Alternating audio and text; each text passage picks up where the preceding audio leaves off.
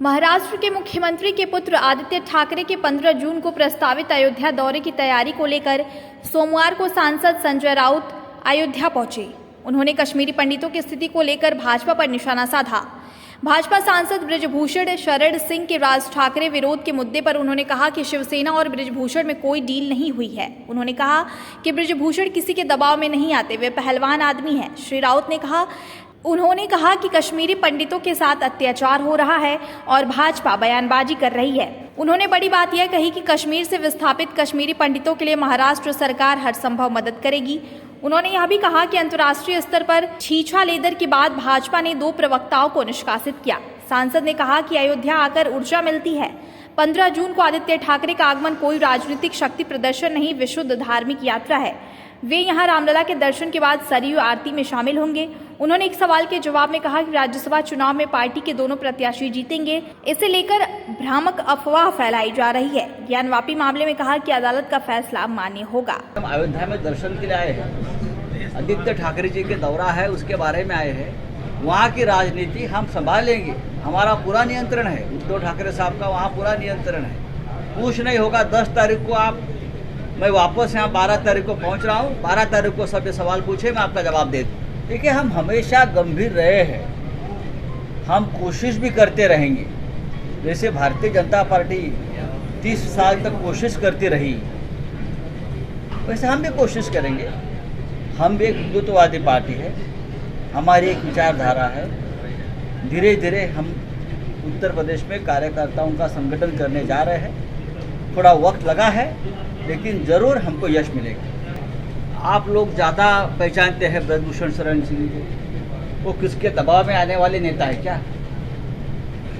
उनके अपनी एक नेतृत्व है, वो नेताजी है।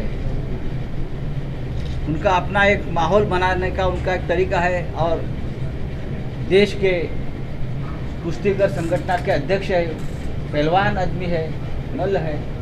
वो किसी दबाव में आने वाले आदमी नहीं है। हम उनको बहुत नज़दीक से पहचानते हैं। ज़रूर हमारी उनकी मित्रता है, लेकिन उनका जो क्या डील हो सकता है?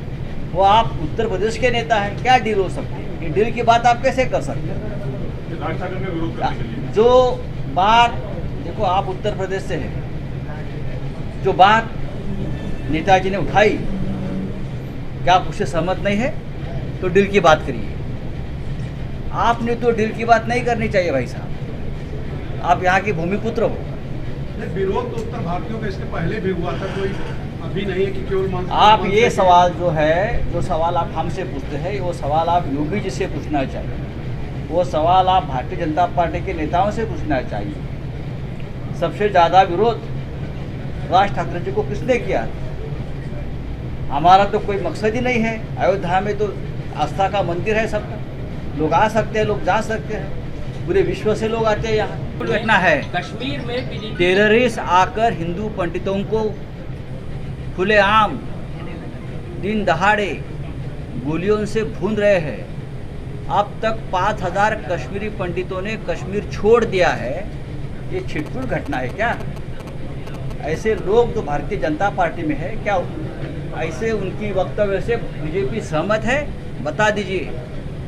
महाराष्ट्र के मुख्यमंत्री उद्धव ठाकरे जो शिवसेना के प्रमुख हैं, एक स्टेट है महाराष्ट्र और एक नेता है उद्धव ठाकरे, जिसने कल कहा है अगर कश्मीरी पंडित जो वहाँ से विस्थापित हो रहे हैं, वो अगर महाराष्ट्र में आकर बसना चाहते हैं, तो हम उनकी पूरी हिफाजत करेंगे और उनका पूरा हम उनको समर्थन देंगे।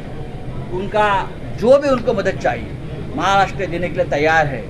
ये बात अगर बीजेपी का कोई नेता कहता तो हमें आनंद हो जाता, लेकिन कश्मीर के बारे में सिर्फ राजनीति करना उनके खून में है और कुछ नहीं। आज तक 3 महीने में 27 कश्मीरी पंडितों की हत्या हुई है, आपको मालूम है। और 17 ऐसे पुलिस अधिकारी हैं जो मुसलमान हैं, जो राष्ट्र की सुरक्षा के लिए मारे गए हैं। मैं उनका बलिदान का भी बहुत योगदान इस देश के लिए है। क्या चल रहा है भारतीय जनता पार्टी की जो भाषा है, ये राष्ट्र की एकात्मता की भाषा नहीं है। ज्ञानवापी के लिए